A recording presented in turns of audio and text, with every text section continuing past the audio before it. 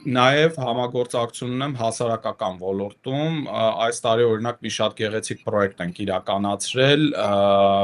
փոքրիկ թիմով, որը ես եմ հովանավորել գրքի հայերեն տարբերակի հրատարակչություն, Մատենադարանում եղավ շնորհանդեսը, 2014 թվականին ես հայտնաբերել եմ արխիվներ Միջին Արևելքի նպաստամատույցի, որը ժառանգել էր մի կին,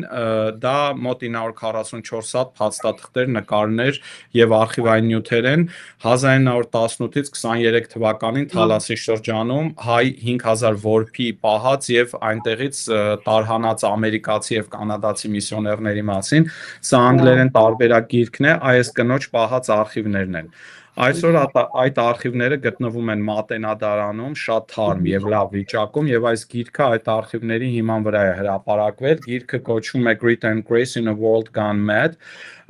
բնական արխիվների վրա հիմնված են իրական, սա վաճառվում է Amazon-ում, իսկ այս տարի գրողը իմիջիայլոց կանադացի է Wendy Elliott, ես աջակցել եմ, նպաստել եմ, ասիստենտն եմ իր եղել գրելուց եւ գրել եմ գրքի նախաբանը։ Ամբողջությամբ թարգմանությունը ես եմ արել COVID-ի ժամանակ, տանը եղած ժամանակ եւ ֆինանսավորել եմ այս գրքի հրապարակումը, որը տեղի ունեցավ Մատենադարանում։ Դա կարծում եմ շատ մեծ ձեռքբերում է իմ համար եւ նաեւ կապը պահելու համար Հայաստանի հետ։